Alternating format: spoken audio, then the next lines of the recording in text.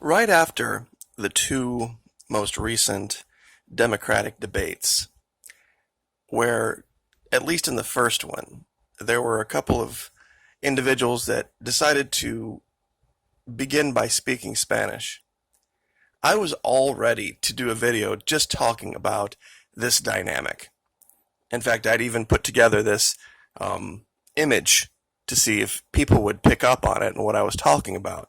Of course, the word we're looking for here is panda ring, which basically means that you go to your audience and you find out what they want to hear, and then you tell them what they want to hear so that they applaud and they like you and they subscribe and they share and all that kind of stuff. Yeah, that ain't going to happen here. We're not going to pander. And for those of you who haven't seen the most recent picture I put up at the communities tab, I think that should put to rest any um, doubts anyone had about this channel's desire to just stick the finger in the wind, so to speak, and then follow the crowd. That ain't going to happen. But in today's video, something happened in a recent speech that caused me to remember something from 2015. And I'd like to kind of jump in Mr. Peabody's Wayback Machine and cover that for you today. But real quick, the issue with Africa and Ebola. Now we have a new player. Plague in Nigeria. Actual plague. See, they were all fired up, excited to say, yeah, we're Ebola free, but now they have an outbreak of plague. So what do we have now? We have plague, we have measles, we have dengue, we have Ebola, we have hepatitis A. It's just ridiculous. It's absolutely ridiculous the amount of different diseases around the world this year that have just exploded. The deaths from Ebola have now crossed 1,600. And the reason I brought up this map here is this is the main outbreak area down here. But look way up here in this area called Ariwara. They had a case. Somehow Ebola leaped from being 700 kilometers away from South Sudan to 70, literally overnight. Supposedly only being transmitted if you have contact with a body. It's just insane. And here's, of course, an article talking about that, where now South Sudan, an area a little bit farther to the north of Uganda, north and west of Uganda, directly north of Congo, is worried about this. It's still going on, and nothing they're doing is stopping it. That's the terrifying part. I mean, it's not, the deaths aren't in the millions yet, but when you can't stop it, they're saying now it's just a matter of time before it gets off the continent. And then we had this strange blurb coming out of Fiji. Fiji Airways is no longer going to Adelaide, and Korean Air has pulled out of Fiji completely. Now that is something to pay attention to.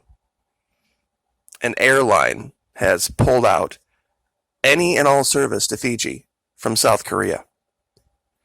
So we're going to keep an eye on that. But in the realm of states' rights, I know this guy isn't a giant fan of, I know the Republican Party isn't a giant fan of this guy.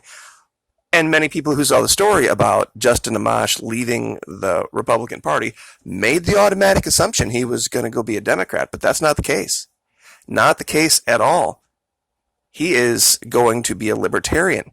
In fact, he's come out directly and said, the parties are the problem.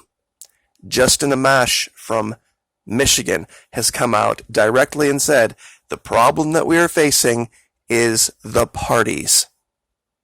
Not that one party believes this or another party believes that. It's the parties themselves. So I've looked into Mr. Amash's background, and even though I don't agree with him on a lot of his different points, he's got my vote because he's going to run as an independent. And if he would get together with another libertarian, absolutely, this is the beginning of the solution. Is he himself an embodiment of his personage, the solution to all problems? No.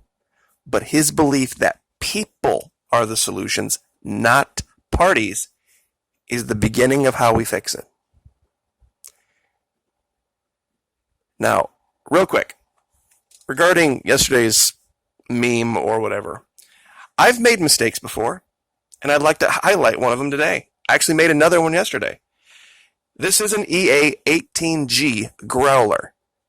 It is an electronics warfare aircraft based on the FA-18 Hornet. One time, years ago, when I was making a video about something going on with the USS Fitzgerald, I don't know why we were talking about it, but I mistook the two aircraft, an FA-18 Hornet and an EA-8G Growler. End of the world at the time.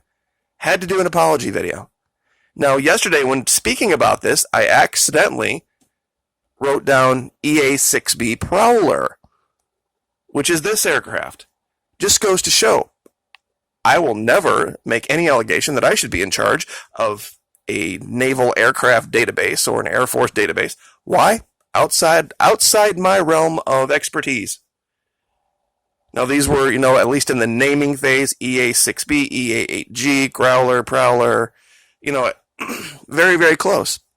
And if you don't know what you're talking about, sometimes it's easy to slip up. But when you do, you say, yeah, I goofed. Yeah, I blew it. I made a mistake here and apologize for that. Just overlooked it. That's how someone who is, well, I hate to say it. That's just, we learn that in leadership course. When you're in the military, when you have to get promoted, you have to go through leadership course, and you have to learn how to deal with making a mistake. You have to learn how to own it and not make excuses and point fingers. But the Wayback Machine, I wanted to get to that. July 5th is actually Venezuelan Independence Day.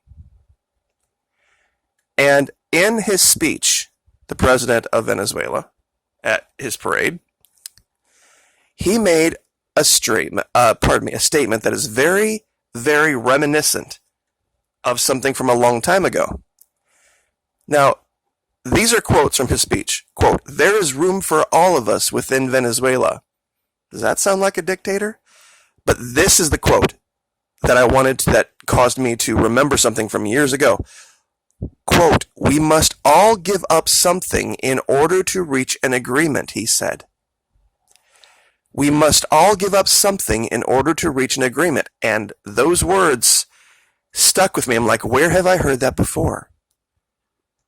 Well, I remember where I heard it now. Long time ago,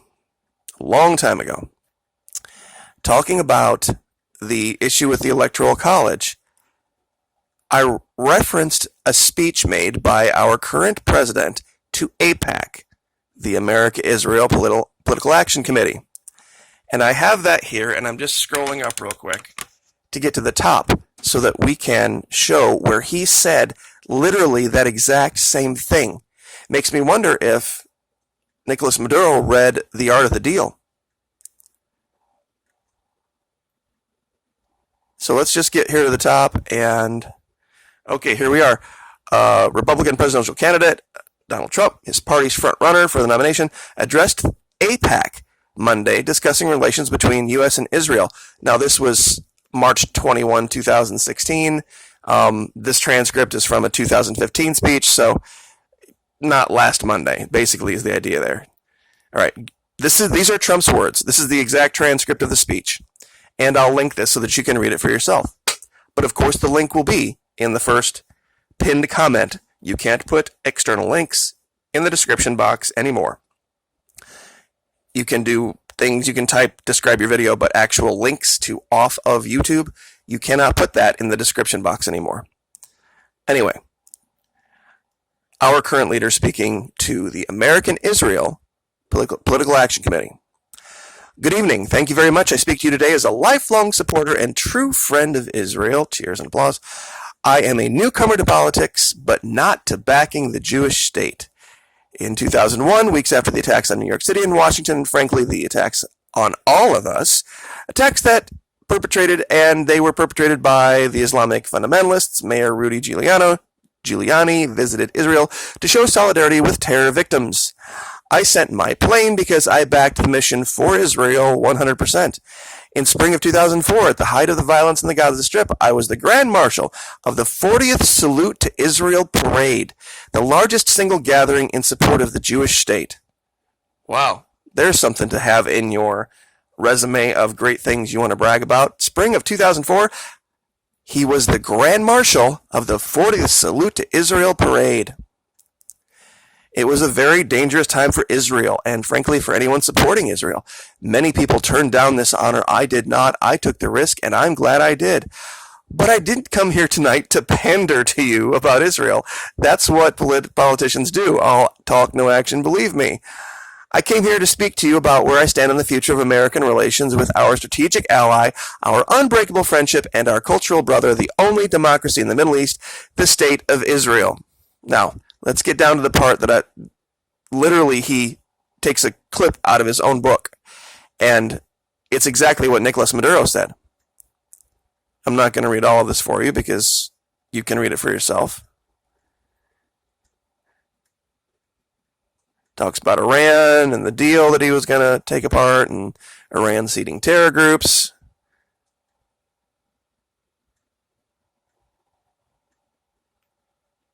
Here's they talk about how they write Israel needs wiped off the map on the missiles.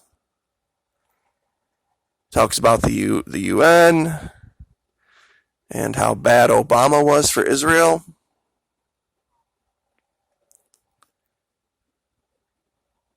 Here we go. Now this is a quote. The United States must oppose this resolution and use the power of our veto, which I will use as president 100%. When people ask why, it's because that's not how you make a deal. Deals are made when parties come together, they come to a table and they negotiate. Now here's the quote. Each side must give up something, its values. I mean, we have to do something where there's value in exchange for something that it requires. That's what a deal is.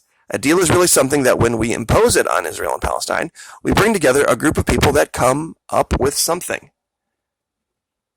Each side must give up something. And here is Nicolas Maduro from yesterday. We must all give up something in order to reach an agreement.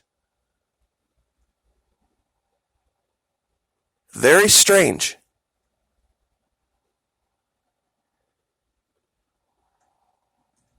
So he goes on here to talk about how much he loves Israel, and he does use that term.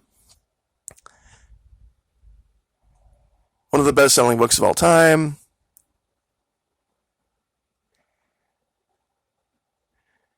Talks about how Israel, here he sings the praises of John Kerry. So then John Kerry tried to come up with a framework, and Abbas didn't even respond. Not even to the Secretary of the State of the United States of America. They didn't even respond.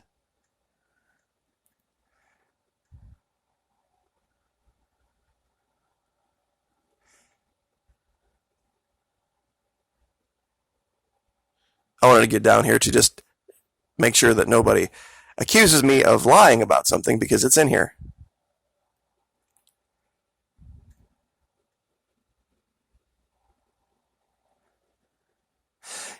Talking about the Secretary of State Clinton at the time, she and President Obama have treated Israel very, very badly.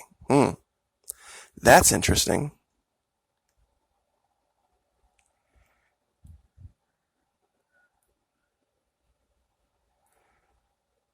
And we will send a clear signal that there is no daylight between America and our most reliable ally, the State of Israel.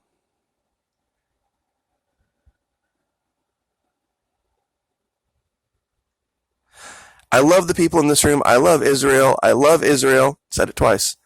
I've been with Israel so long in terms of I've received some of my greatest honors from Israel. My father before me, incredible. My daughter Ivanka is about to have a beautiful Jewish baby.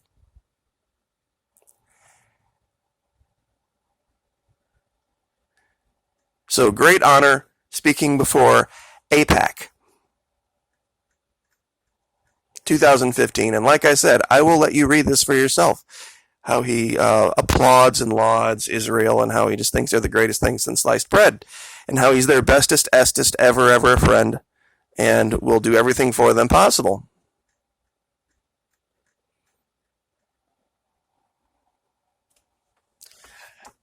Regardless of whether you agree or disagree with my opinions, this channel, and I don't care if I go back to 2 subscribers and playing guitar again, we aren't going to pander to anyone. We're going to call it like we see it.